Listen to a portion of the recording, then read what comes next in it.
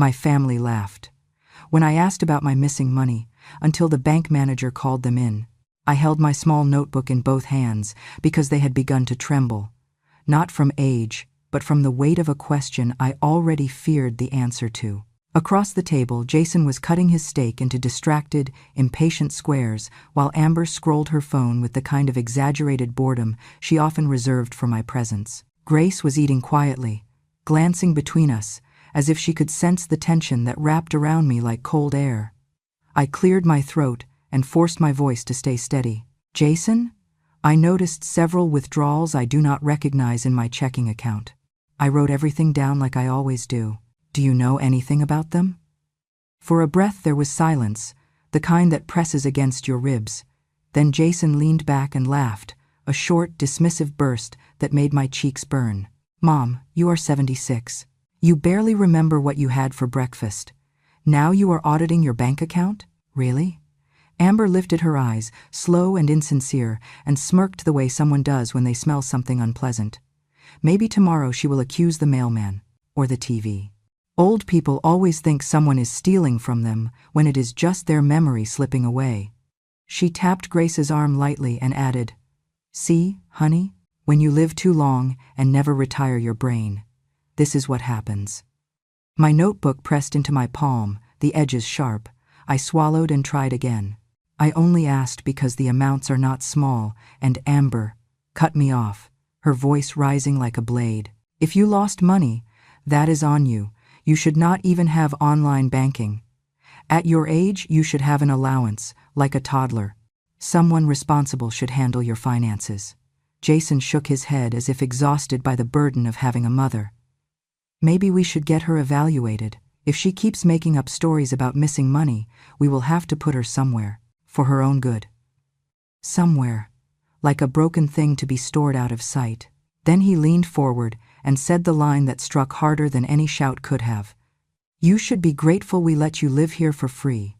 Do not start biting the hand that feeds you, Mom. A hot sting rose behind my eyes, but I refused to let a tear fall in front of them. They would take it as proof of instability. I kept my voice small, careful. I have always kept records. I did not make those withdrawals. Jason scoffed. There it is. Paranoia. Classic dementia sign. She forgets something and then blames everyone else. For a moment, all three stared at me like a jury amused by a defendant. Grace looked unsure, but Amber nudged her spoon toward her and whispered, "Eat. Let your grandmother ramble." And in that moment I realized something else was happening, something colder than the missing money. They had already decided who I was allowed to be. A confused, fragile burden. A problem to be managed. An unreliable narrator of my own life. If you feel justice deserves celebration, smash that hype button. Let us keep stories like this alive, echoing far, far away. Your support helps us bring understanding and love to those who deserve it. Thank you so much. Keep listening. I tried once more, though my throat felt tight. Jason, I am not confused. The withdrawals happened while I was at home, and I always— Enough, he snapped. You do not know what you are talking about. Stop creating drama. Amber folded her arms and gave me a long, pitying look. This is embarrassing for everyone. Just admit you forgot and move on.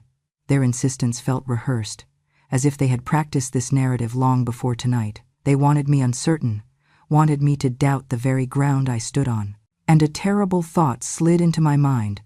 Maybe this was not about the money at all.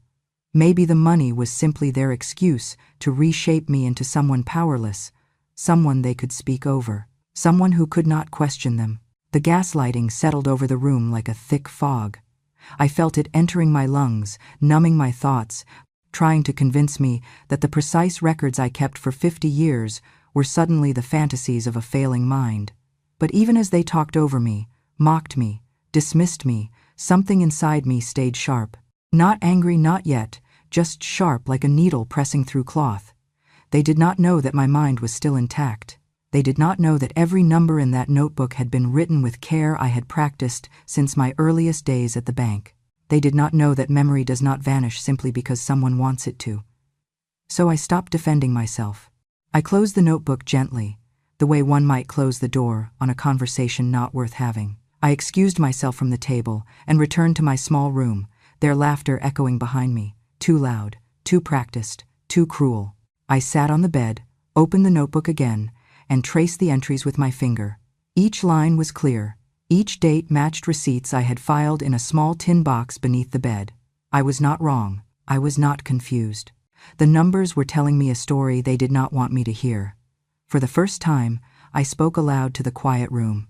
"If they will not believe me," I whispered, "then I will find someone who believes the data." And with that, the trembling in my hands stopped. People think resentment grows from something big, but in my family it grew quietly, twisting itself around half-truths and memories no one bothered to look at closely.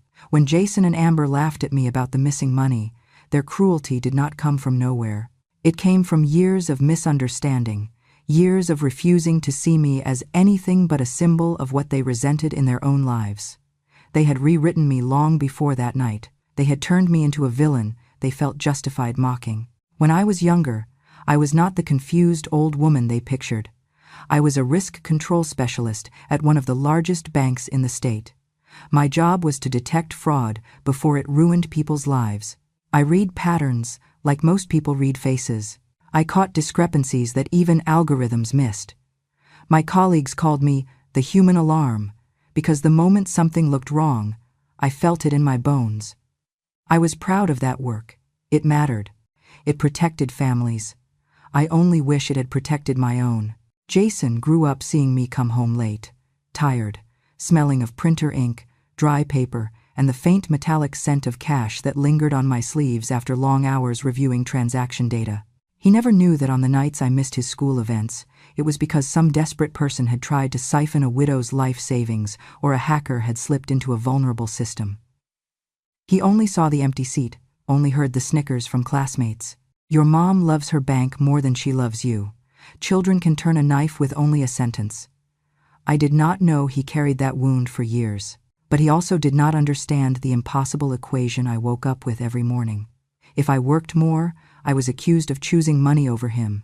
If I worked less, we could not afford rent. In Jason's eyes, both choices meant failure. In mine, they meant survival. It is a cruel thing to do your best and still leave someone hurting. One memory followed us like a ghost.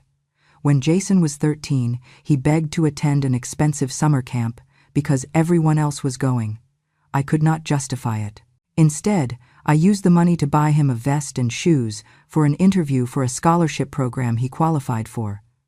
I thought I was opening a door for him, but he did not get the scholarship, and in his mind, that failure became my fault. I had forced him to try something he never wanted. For years afterward, he held on to that narrative, that I controlled his future through my money, that every financial decision I made was a form of manipulation. It never mattered that all I wanted was to give him a chance his father never had. Then came Amber. If Jason carried old wounds, Amber carried fresh fire and needed someone to burn with it. She grew up in a middle-class home but treated frugality like a disease. The first time she saw me clip discount vouchers, she looked at me as if I had spit on her shoes. "Cheap," she muttered once when she thought I did not hear. "People who live small stay small." That was her mantra. When she failed her startup, a project I had gently warned her about, not out of negativity but out of years of understanding financial risk, she lost a painful amount of money. "You jinxed me," she told Jason. "Her mindset ruins things. That poor person energy infects everything." Her words slithered into his resentment like poison. Soon, I was no longer just the mother who missed a school play.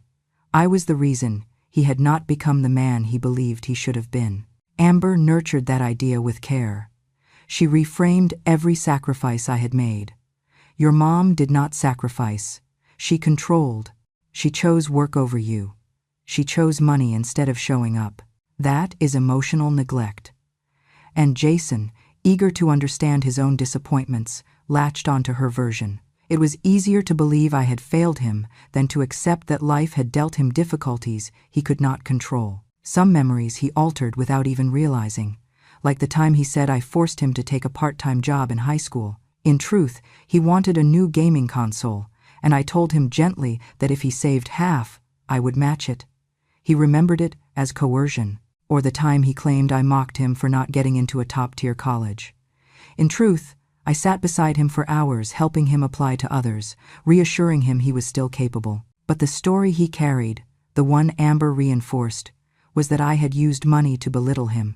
Amber had a talent, an unsettling one, for taking any insecurity Jason had and placing it neatly at my feet. If he struggled at work, it was because I had raised him in fear of failure. If he hesitated about a mortgage, it was because I scarred him with scarcity. If he felt inferior around her wealthier friends, it was because I kept him small. None of it was true, but resentment does not need truth. It only needs fuel. They built a version of me, a frugal tyrant, a joyless accountant who clutched pennies instead of people. In their minds, my caution became stinginess, my planning became control, my exhaustion became disinterest, and my love became cold arithmetic. They repeated that story until it hardened into truth for them, until they hated a woman who never existed. They hated the version of me they created because it shielded them from confronting their own regrets. Blaming a mother is easier than facing a world that disappointed you. The painful irony was that I had spent my life protecting them, shielding Jason from poverty and Amber from financial disaster. Yet in their rewritten tale, I became the enemy of their ambitions. So when money disappeared, they were ready to laugh, to accuse dementia, to dismiss me rather than admit someone had betrayed me. Because if my memory was intact, their illusion would shatter and they would have to face themselves. Living in my son's home felt less like sharing a space with family and more like renting a corner in a building where no one wanted me. They gave me a small room on the first floor near the back door, a space meant for storage or maybe a housekeeper, not a mother. It smelled faintly of detergent and old wood, and the window latch never fully closed, but I said nothing because I had learned that any complaint became proof that I was declining. They needed me to be the problem, so they made sure everything I did looked like one. The gaslighting began quietly. Amber would move my glasses from the nightstand to the kitchen counter, then tilt her head with feigned concern when I asked if she had seen them. "Nora, you put them in the wrong place again," she'd say, sighing like a disappointed teacher. Sometimes she hid my keys, then pretended to find them in ridiculous spots, like inside a baking drawer or beneath the couch cushions. When I asked why they were there, she smiled sweetly. "You really do not remember, do you?" Jason would chuckle behind her, shaking his head as though amused by something inevitable. "How old are you again, Mom? 86? 96? I would correct him 76, but he would wave me off as if my age were merely my opinion. They began telling neighbors that I repeated stories 5 or 6 times an hour, even though I spoke so little during family gatherings that it felt like I had swallowed silence itself. I once overheard Jason telling the woman next door that he feared I was slipping fast, that it was like watching a candle burn down. She sympathized, offering him a casserole, while I stood behind the curtain, unseen, wondering when my real voice had stopped mattering. Amber escalated things. She placed a bright yellow sticky note on the stove reading, "Turn off the burner," signed with a little heart as if she were doing me a kindness. That afternoon, she turned the knob herself, leaving the flame on low so the burner warmed the air. When she brought Jason into the kitchen, the tone of her voice was triumph. "See? She forgot again.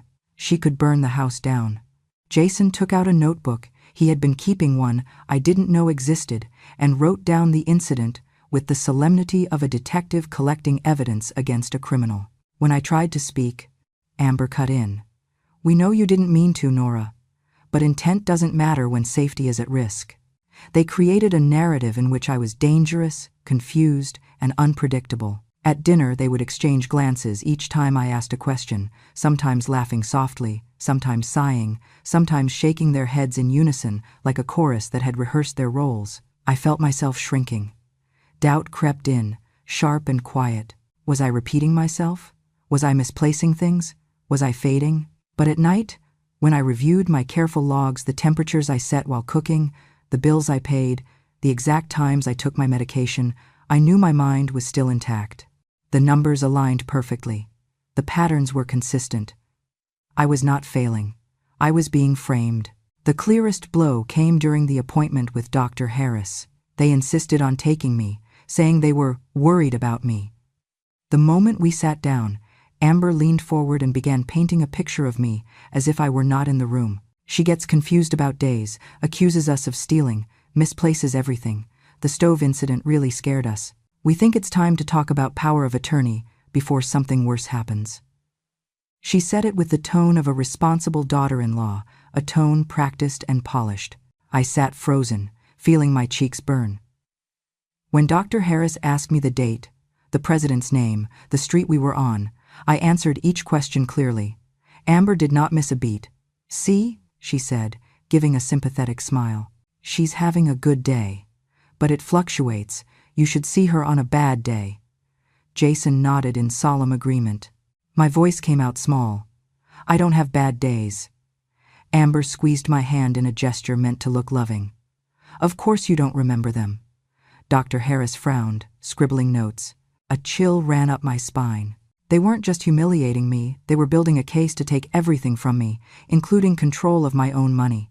When we returned home, I went straight to my room, shut the door, and sat on the edge of the bed. For a long time I stared at my hands, the same hands that had once handled fraud cases involving millions of dollars, hands that were steady even now. I opened my ledger and reviewed entries I knew were accurate. I traced each line with my finger, letting the precision of my own writing steady my heartbeat. "If they want to erase me with lies," I whispered to myself, "then I will protect myself with truth." They were crafting a world where I was helpless, but I knew how to uncover deception. I had done it for decades. This time, the fraud was in my own home, and I was ready to investigate. After 40 years in banking, I learned two truths. Numbers never lie, people often do. I carried that knowledge into retirement like an emergency key, never expecting to use it against my own family. Years ago, I helped build a senior protection system called Legacy Lock, designed to catch fraud even when memory faded or relatives interfered. I reviewed its authentication logic, voice verification, and escalation protocols. It became the gold standard for safeguarding elder accounts. Before retiring, I enrolled myself not out of fear, but instinct. I knew predators came in many forms, sometimes dressed as family. The morning after Jason and Amber tried to convince Dr. Harris I was losing my mind, something inside me clicked into place, not panic, but precision. If they wanted to weaponize my memory against me, I would use their fingerprints, their IP addresses, their careless arrogance against them. So I walked to the old downtown branch, ready to investigate my own home. The receptionist's eyes widened slightly when she saw me. "Mrs. Rowan, let me get Mr. Coleman." I had not asked, but of course he would want to see me. Coleman had been an intern when I mentored their fraud team. He once told me I was the reason he specialized in risk management. He came out quickly, offering his hand with genuine warmth. "Nora, what brings you in?" I met his eyes steadily. "I want to review the login logs on my checking account," I said.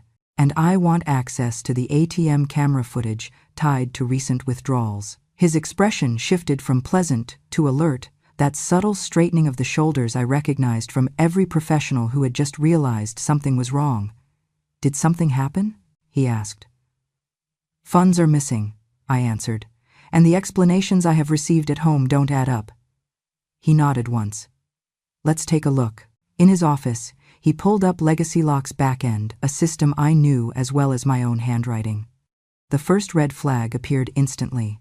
Multiple transfers initiated from an unrecognized device. The IP address displayed on screen was painfully familiar, Jason's home network. My throat tightened, but I said nothing yet. Coleman expanded the audit log. Legacy Lock had marked several entries in orange, the color reserved for suspicious but incomplete attempts. Someone had tried to bypass voice verification by playing a pre-recorded clip during a high-value transaction.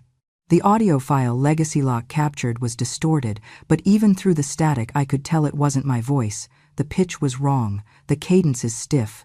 Someone had tried to imitate me, and Legacy Lock had stopped it, notifying Coleman automatically behind the scenes. Coleman glanced at me. "You didn't authorize these." It was not a question. "No," I said quietly. "I did not." He sat back, exhaling slowly. "Do you want me to contact your son?" I felt a clarity that cut through every bruise of the past months. No, I said. Not yet. I want the full picture before anyone gets warned. I saw his respect deepen. He understood this was not a frail woman confused about her savings. This was the woman who once found a multi-million-dollar laundering ring because a decimal point felt wrong. Let's check ATM footage, he said. We pulled up the camera feed tied to withdrawals over the last 4 weeks. The first clip loaded. There was Jason, standing in front of the ATM, shoulders hunched slightly as if he hoped the angle hid his face. But Legacy Lock had high angles. It saw everything. He inserted my card, typed my PIN, and withdrew cash. I felt something inside me twist, not heartbreak, but confirmation. Betrayal hurts less when you've already suspected it. The next clip began. This time Amber stood beside him, arms folded, tapping her foot. Her voice came through faintly but clearly enough. Just do it. She's losing it anyway. That money's basically ours. Jason turned toward her. What if she checks? Amber snorted. She can't even remember where she puts her shoes. By the time she notices, we'll have everything transferred. My hands tightened on the arms of my chair. Coleman's jaw flexed. Another clip. Another withdrawal. Each one more careless than the last, their confidence growing with the assumption that I was too old, too confused, too blind to see the theft happening right under my roof. They thought age was the same as ignorance. They thought experience evaporates when your hair turns gray. Coleman stopped the footage.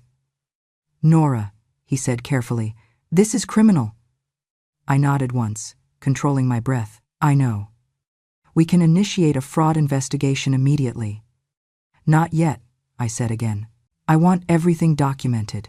Every login, every clip, every attempt. I want a complete chain of evidence. He studied me for a moment, then his expression softened in a way tinged with admiration. You always were thorough. I almost smiled. Thoroughly keeps innocent people alive, I said, and exposes guilty ones. When I walked out of the bank, the sun felt harsher, the wind sharper, as if the world itself had become more honest. I had proof, not guesses, not suspicions. Proof, but the video showed something more important than theft. Amber was the architect, Jason the willing tool. And beneath their actions was a simple truth. They believed I was disposable. They believed my mind was fading. They believed my money belonged to them. They were wrong. I stood at the curb, my purse held tightly under my arm, and whispered to myself, I have stayed silent long enough. And for the first time in months, I felt something I thought I had lost, a sense of power returning to its rightful owner. The phone rang at 7:14 p.m., just as Jason and Amber were finishing their second glass of wine. I was in my small room wiping down my glasses when I heard Jason answer. His voice was calm at first, then dipped into unease. Yes, this is Jason Rowan. Tomorrow? All 3 of us? Why? He went quiet, listening. Then, yes, we'll be there. When he hung up, Amber smirked, swirling her wine. Let me guess, the bank wants us there because your mother complained again. Perfect. Maybe now the manager will tell her to her face that she's delusional. Jason exhaled sharply, annoyed, but I saw the flicker of concern in his eyes. They had no idea what Legacy Lock had already shown us. They had no idea I had stopped being quiet. The next morning, the air was unusually still. I dressed simply and neatly, as I always had for work. Ironed blouse, neutral slacks, hair pinned back. Clarity has a way of making you stand straighter.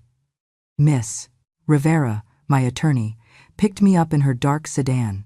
She had reviewed everything the night before, and I could tell by the firm set of her jaw that she was ready. You did the right thing coming forward, she told me. I nodded. I should have done it sooner. Maybe, she said, but timing doesn't erase truth. When we arrived at the bank, Jason and Amber were already inside, pacing near the front desk.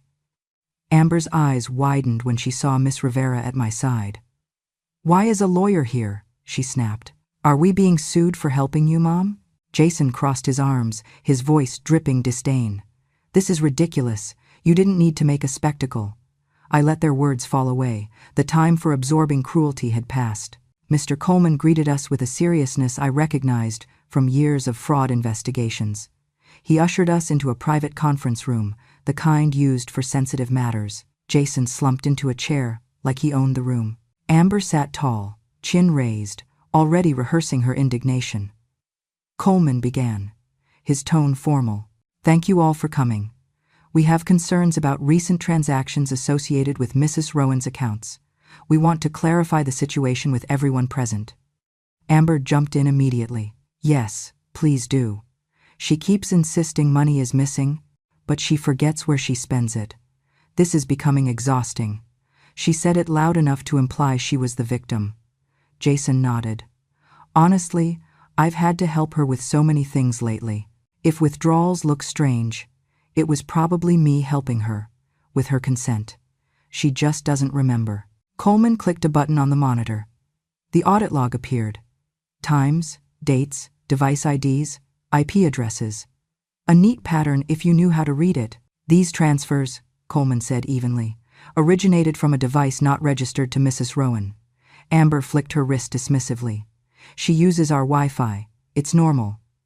"Yes," Coleman said, "but she has not logged in from this device before, and the system flagged it as suspicious." Jason forced a laugh. "The system must be mistaken. She gave me her login. She forgot." Coleman looked at him steadily. "Then why?" he said, clicking again. "Do we have a forged signature on file for transaction #4827? The screen now showed a digital signature captured during a transfer attempt. Anyone with trained eyes could see the inconsistencies, the slanted angle, the unnatural breaks, but perhaps the most damning evidence was what came next. Coleman selected another file. A waveform appeared on the screen. "Legacy lock requires voice verification for high-value actions.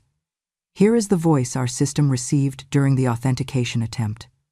He pressed play. A strained, awkward imitation of my voice filled the room. The pitch wavered. The phrasing sounded rehearsed. Amber's lips tightened. Jason's face drained of color. Coleman let it finish before speaking. This voice did not match Mrs. Rowan's biometrics. The attempt was rejected.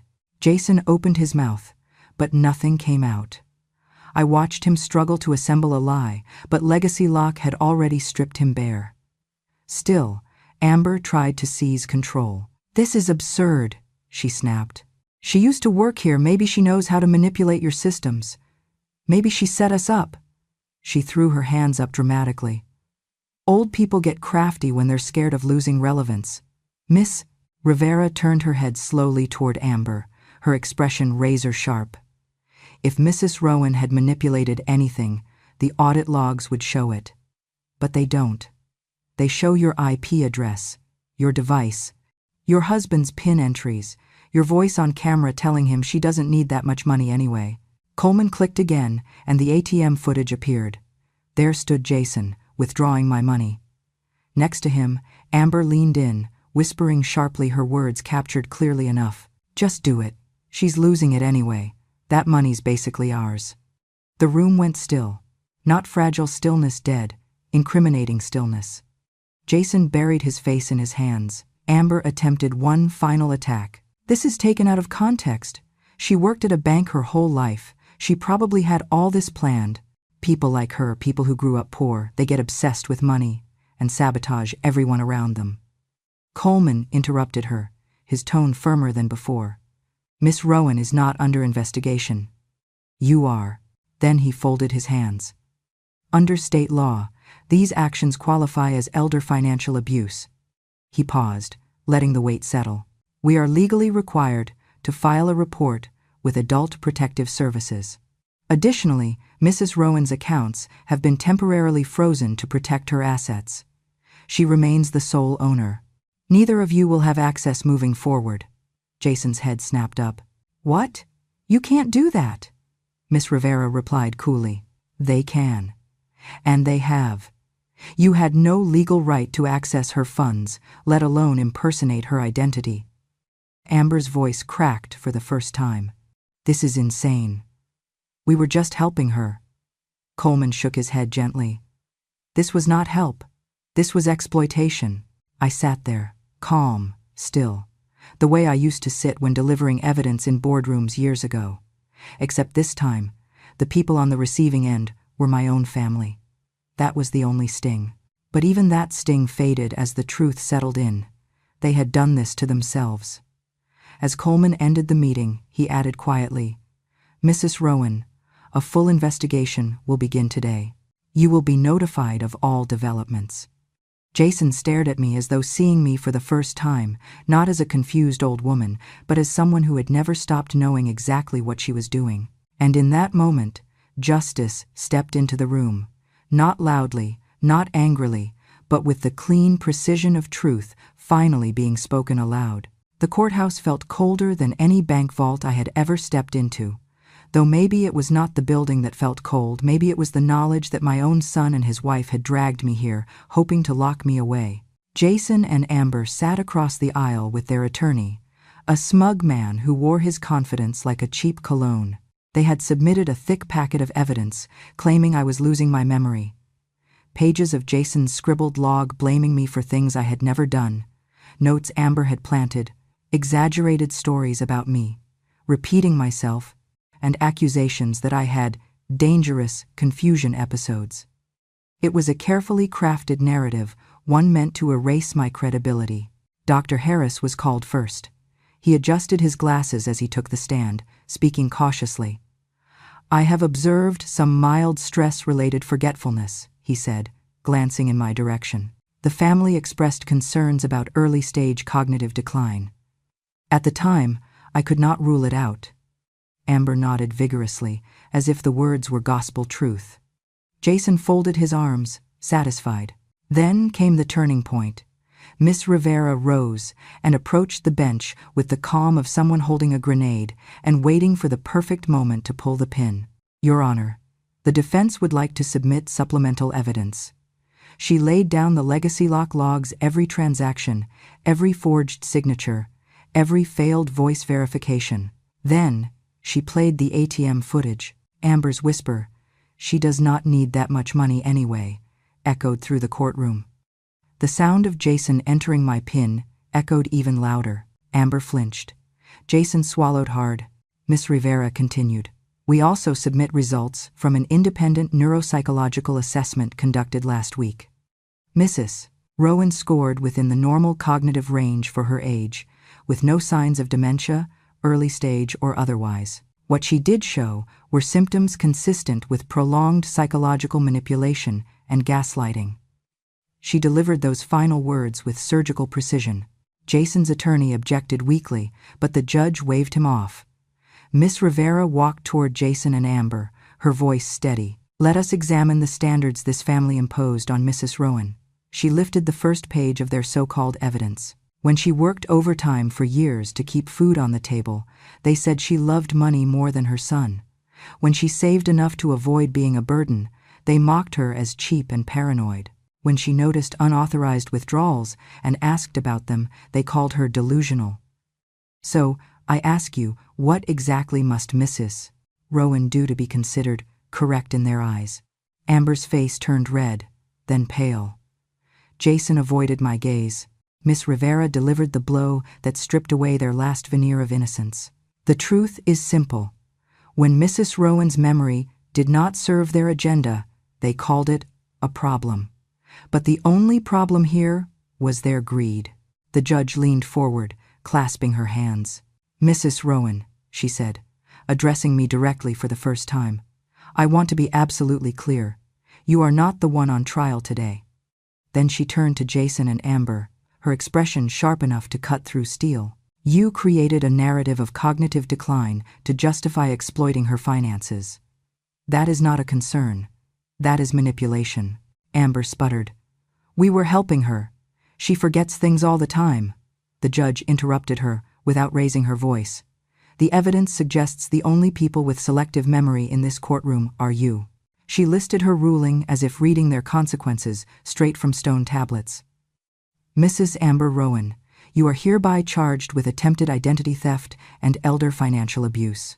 Given the severity of your involvement, this court will determine at sentencing whether a custodial sentence is appropriate." Amber sat back, as though the floor had vanished beneath her. The color drained entirely from her face. "Mr. Jason Rowan," the judge continued, "you participated in unauthorized access to your mother's accounts. While your involvement appears to be less calculated, it was still exploitative.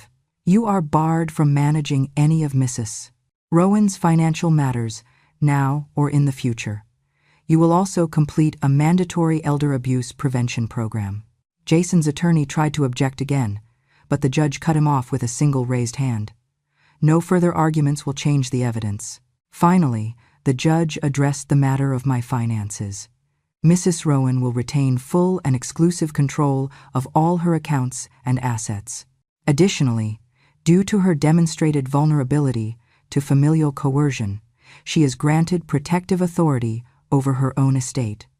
Any interference by the defendants will be considered a violation of this order. As the gavel struck, the sound was not just final, it was cleansing. The courtroom began to empty, but I stayed seated for a moment, grounding myself. Years of being told I was misremembering, exaggerating, or imagining things had almost become a shadow inside my thoughts. But shadows disappear in the presence of light, and today, the truth had shone brighter than any accusation they had thrown at me. Jason approached me cautiously, his steps uncertain. He looked older than his age now, guilty in a way that sagged his shoulders. "Mom, I did not think. I never meant for it to go this far." His voice cracked. I believed part of him meant it. The other part had enjoyed believing the story where I was the confused burden and he was the patient caretaker. I stood, met his eyes, and spoke softly. "You did not just try to take my money, Jason. You tried to take my memory. You tried to rewrite who I was, so you could feel justified." His eyes welled with tears, but I did not let him look away. "But I remember everything, every sacrifice, every insult, every choice you made." Amber remained sitting, frozen and shaking. She did not speak. She could not. As I walked out of the courthouse with Miss Rivera beside me, sunlight fell across the steps like a warm, undeniable truth. I had not lost anything. Not my memory, not my sanity, not my dignity. They had lost the only thing they ever wanted from me. And justice, at long last, had found its way home. When I returned to the house after the hearing, the air inside felt different, as if the walls themselves knew something irreversible had happened. I went straight to my small room near the back door and opened the old cedar chest where I kept everything that reminded me who I used to be before my son decided to rewrite me. I folded my clothes with steady hands, then reached for the box of old photographs, the ones of Jason, as a boy smiling with watermelon juice on his cheeks, wearing the winter jacket I saved for 3 months to afford, holding the bicycle I bought him with overtime pay. Beneath the pictures were the letters he used to write me on sticky notes when he was little. "Mommy, I love you. Mommy, don't work today. Mommy, I made you a rocket." I held them for a long moment, letting both the sweetness and the ache pass through me. These were the little pieces of proof that love had existed once, before fear twisted it and pride strangled it. Amber appeared in the doorway with her arms crossed tightly. "You can't just pack up and walk away," she snapped. "This is our house. You leave when we say you leave." Her voice was sharp, but her eyes betrayed panic, the kind that comes from losing control over the person you assumed would always remain small. "And do not take anything we bought," she added, "even though everything in my room belonged to me." From the kitchen, Jason stood stiff and silent, his shame louder than any words he could offer. I zipped my suitcase, lifted it, and walked past Amber without responding. Her insults could not touch me anymore. They bounced off the armor that truth had given me in that courtroom. Jason followed me to the living room, his breath unsteady, his face blotched with the red of someone who has finally seen himself clearly for the first time. "Mom," he said quietly, "I thought you never loved me. I thought you loved control. I thought you loved your numbers more than me." His voice cracked under the weight of his own confession. "I thought everything you did was to make me feel small." I turned to face him. He looked so much like the boy who used to wait for me at the window when I worked late, except now the disappointment was on both sides. "Those numbers you hated," I said softly, "paid for your medicine when you were sick, paid for your school supplies, paid for every roof we ever slept under. If that is control, then it is the kind that kept you alive." His eyes filled, but I did not step forward to comfort him. Love did not mean erasing the consequences of what he had done. Grace came running down the hallway with her small backpack bouncing against her shoulders, her face tight with confusion. "Nana," she whispered, clinging to my coat. "Are you leaving because of me?" The innocence in her voice felt like something breaking inside me, something tender that still believed families stayed whole if they tried hard enough. I knelt and brushed her hair behind her ear. "No, sweet girl, I'm leaving so one day you will know what real love looks like. Love that protects, even from people it hurts to walk away from." Her eyes shone with fear, and I placed a small silver bracelet in her palm, the one my mother gave me when I was her age. "When you look at this," I told her, "remember that Nana never wanted distance. Nana wanted safety." Jason lowered his head as I stood, while Amber muttered something brittle and powerless. I drove to the bank and met Mr. Coleman one last time. Under the warm desk lamp, I changed every beneficiary. 70% to Grace when she turns 25, the rest to protect elderly victims like me. Jason and Amber received nothing, no money, no rights, not even a place in my future. When the final paper was signed, Mr. Coleman looked at me with quiet respect. "Are you sure this is what you want?" he asked. I nodded. "I am choosing the only person in that house who never tried to take anything from me." That evening, as I left the city behind and the road curved into a horizon that felt wider than it had in years, I whispered a truth that tasted like freedom. They wanted to prove I did not deserve my own money. I tightened my grip on the steering wheel, feeling the weight of everything I had survived, and they were right. Someone did not deserve it, but it was not me. I drove toward a life they would never control again. When I finally settled into the little coastal town, the world felt quiet enough for me to breathe again. My small gray house near the shore let me wake to waves instead of footsteps outside my door. I joined a gentle reading circle and a slow yoga class, welcomed without judgment. A week later, an envelope arrived, Grace's handwriting, tilted and earnest, reminding me that love had followed me to this new beginning. Inside was a drawing of the ocean, the sky too purple, the waves too big, but her small note said, "Nana, I think your new home looks like magic." She told me about school, about a girl who sat with her at lunch, about learning a new song on the piano. She never mentioned Jason or Amber. She did not have to. Children know when silence is the safest truth. When I wrote back, I told her about the seagulls fighting over bread, about Mrs. Delaney from the book club, who always wore hats bigger than her head, about the crab that tried to steal my shoe near the pier. I did not mention the courthouse, or the lies, or those long nights when I thought I might lose myself. I wrote about kindness, responsibility, and dignity, things I wanted her to grow toward, not away from. News travels quickly in small towns, and even faster in neighborhoods filled with people who pretend scandals do not interest them. Within weeks, the people back where Jason and Amber lived learned about the hearing, not the private pain, but the public facts. Elder financial abuse, manipulation, false evidence. Mothers stopped inviting Amber to school events. Neighbors stopped waving at Jason during his morning run. Even the community page online turned cold. Someone posted, "Be careful who you trust with your parents." No names, but everyone knew. Amber, who once bragged about being management material, found herself turned away from every job related to finance. No one trusted a woman whose name sat in court records next to the words misappropriation and coercion. Jason faced his own reckoning. He was not a criminal in the legal sense, but he was guilty of something harder to escape, being the man who abandoned his mother when she needed him most. And the people around him treated that truth like a stain. Months passed before the next twist arrived. I received a call from Mr. Coleman's office asking if I could come in, not for a problem, but for an opportunity. When I visited, he greeted me with the same respect he had shown the day he helped uncover the lies. "Your case," he said gently, "has made its way into a training module for our newer staff. Anonymous, of course, but your experience is helping us tighten every policy." Then he added something unexpected. The bank wanted to hire me part-time as a consultant for their senior protection program. "You understand the system from both sides, professionally and personally. People will listen to you." I agreed. Not because I needed the income, but because the work felt like stitching meaning back into the torn fabric of the past. Soon I found myself drafting pamphlets, rewriting guidelines, and designing warning signs for people who did not realize danger could come from within their own families. One of the brochures carried a line I insisted on including: "If your family laughs when you ask about missing money, call us." It was not vengeance. It was a life raft for someone out there living a version of my story with no one to speak for them. One late summer afternoon, I stood on the beach watching the tide shimmer under the fading light, a calmness settling over me deeper than silence.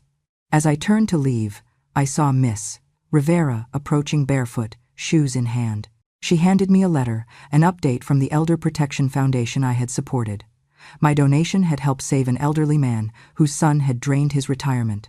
They secured his home and placed him in proper care. I read the letter twice, warmth spreading through my chest. My suffering had become a shield for someone else. That evening on my porch, with the ocean humming softly, I let myself remember Jason's laughter at the dinner table, Amber's sneer, the sting of being treated like a woman losing her mind. And as the tide breathed in and out, I understood just how far I had traveled, not only in distance, but in dignity. "They tried to make me question my own mind," I whispered into the wind. "Instead, they taught me to trust it more than ever." The waves carried my words away, folding them into the rhythm of the tide. A year later, Grace came to visit, taller, brighter, her smile untouched by the bitterness of adults. We walked along the shore, our footprints linking and unlinking in the sand, a pattern as natural as breathing. She told me she wanted to be someone who helped people, maybe a lawyer like Miss Rivera, maybe a teacher, maybe something she had not discovered yet. I listened, truly listened, the way a mother should, the way I once wished I could have listened to Jason when work swallowed me whole. And as she talked, I felt peace settle around us like a soft blanket. Justice had found me in a cold, precise way. But peace had come warm and slow, like the tide itself. And that was the ending I never dared hope for but finally received. And that, my dear listener, is how a quiet old woman reclaimed her name, her dignity, and the peace she had earned 1,000 times over. If my story reminded you of your own strength, or made you believe just a little that justice still has a place in this world, then stay with me. These old bones still carry many stories, some heavy, some healing, all true. If you want to hear the next one, come sit with me again, and make sure you subscribe to Grandma True Stories.